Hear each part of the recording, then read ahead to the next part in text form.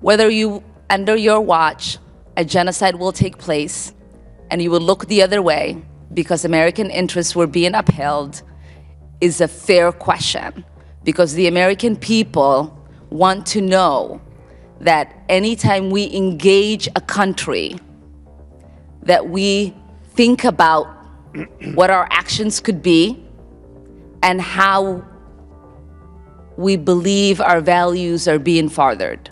That is my question. Ms. Omar. Thank you, Chairman. Thank you all for being here, and thank you for your testimonies. Mr. Adams, in 1991, you pleaded guilty to 2 counts of withholding information from Congress regarding your involvement in the Iran-Contra affair, for which you were later pardoned by President George H.W. Bush. I fail to understand why members of this committee or the American people should find any testimony that you give today to be truthful. If I can respond to that. It wasn't a question. That was not a question. That was I reserve the right to my time. It is not right. That was not a question. Committee can attack on February 8th, who is not permitted to reply. That was not a question. Thank you for your participation. On February 8th, 1982, you testified before the Senate Foreign Relations Committee about U.S. policy in El Salvador. In that hearing, you dismissed as communist propaganda report about the massacre of El Mozote, in which more than 800 civilians, including children as young as 2 years old, were brutally murdered by U.S.-trained troops. During that massacre, some of those troops bragged about raping a 12-year-old girl before they killed them. You later said that the U.S. policy in El Salvador was a fabulous achievement. Yes or no, do you still think so?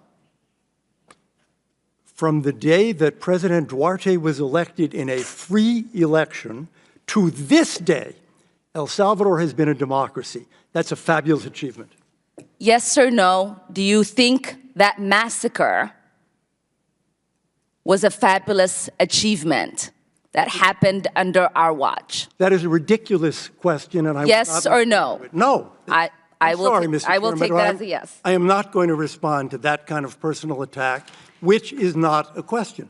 Yes or no, would you support an armed faction within Venezuela that engages in war crimes, crimes against humanity or genocide, if you believe they were serving U.S. interest, as you did in Guatemala, El Salvador, and Nicaragua?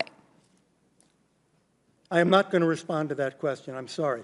I don't think this entire line of questioning is meant to be real questions, and so I will not reply. Whether you, under your watch, a genocide will take place, and you will look the other way because American interests were being upheld, is a fair question, because the American people want to know that anytime we engage a country, that we think about what our actions could be and how we believe our values are being furthered.